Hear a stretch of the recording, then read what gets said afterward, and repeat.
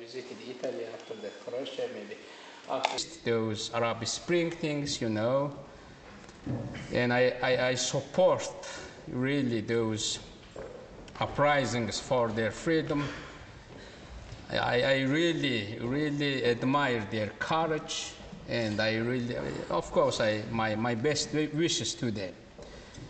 And that's it about my country, about my love for freedom. If I see hands to raise, you know, that'd be great. Now we're going to debate or answer to your questions, you know. That's really bad. Politicians is talking while I'm the one of those bad guys, you know, like to talk. But I would like to answer to your questions. If you challenge me, that'll be great. Because I'm the world famous Okсфордын debating club, yeah? Is that right? Okay, hands. Should I ask you questions? Please. Yeah, you.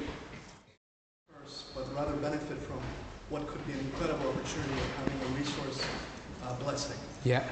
You know, Mongolia is regarded one of the 10th richest country by mineral resources.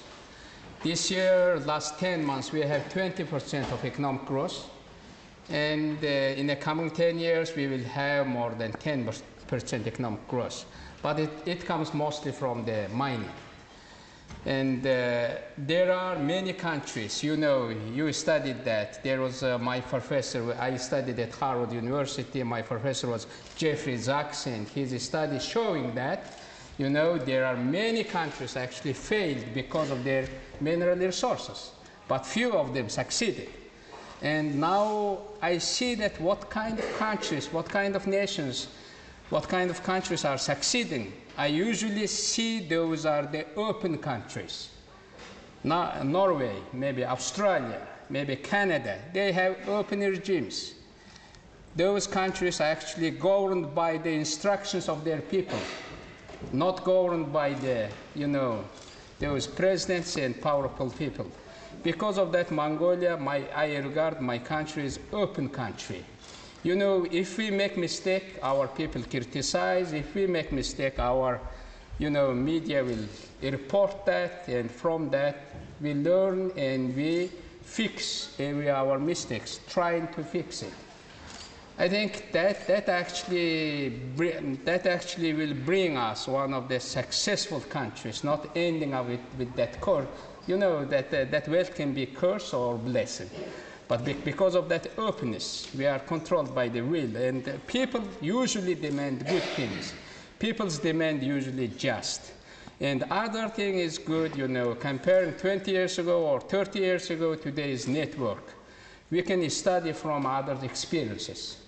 What kind of mistakes those countries who had a natural, you know, mineral resources, what kind of mistakes they did, and what kind we can avoid, and what kind of legal foundations should be there. And I served my country 2 times as Prime Minister, and 2 times I ousted out from office because my strong stand, fight corruption. I think the mortal enemy for every open society, emerging democracy, is corruption and bad governance. And we have to fight that. If you are the leader of your country, you have to be a strong stand on that. You know, today's Gaddafi regime is falling. If tomorrow that NTC guys come to power, you know, there is Gaddafi policy, Gaddafi media, and everything is served for the Gaddafi. If you are doing that, your service, your media, your policy, you're gonna be end up like little Gaddafis. You have to change them, make people service, you know, not the government service, not the presidential service. That's the most difficult part to do. Yeah, that's my answer. And third factor, why Mongolia may succeed with the mineral wealth. Mongolia is sharing longest border with the fastest growing economy in the world in Asia. That's China. We are sharing 4,710 kilometer border. That means immediate access to the biggest market in Asia. And because of that, I think now my focus is not on mineral resources, how to use. Now my focus, how to reform our judiciary system. And my main focus that I think if country has a poor governance and bad governance, and you know, if we got a lot of money, I think my people in trouble. Because of that, I am now focusing on judiciary reform. And I represented package of laws to our parliament in order to reform our judiciary system. And I want to hear those cases, you know, those big cases related with business, not in London. I would like to, they should happen, their meetings in Ulaanbaatar, in my capital city. Why in London? Many people regard that, you know, Great Britain and London has a best judiciary system and good fair judiciary system, and I would like to see them in my country. Why our cases, our issues should be discussed here? That's not fair. Okay. Yeah. That Mongolia and India being democracies, we are willing to traverse a new path of cooperation and understanding. I want to know what is the progress in terms of energy sector, and there's so much for both the countries to achieve while cooperating more closely. And scholarships for students were announced. So any progress, because Mongolia has a lot of cooperation with China, and India also wants to engage on a similar scale with your proud democracy. So.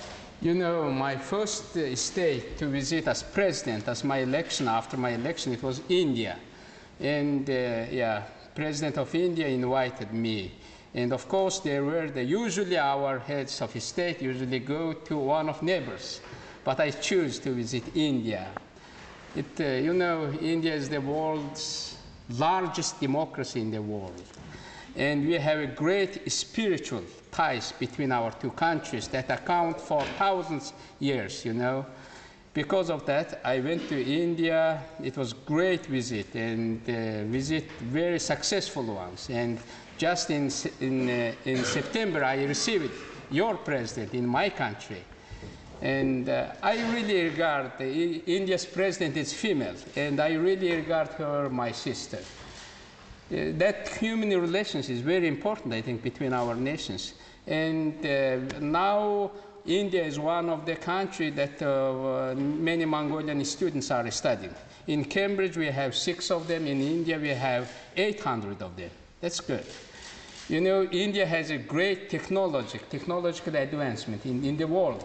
You may pay less money, but the quality education is same, like MIT or in any other great institutions of learning.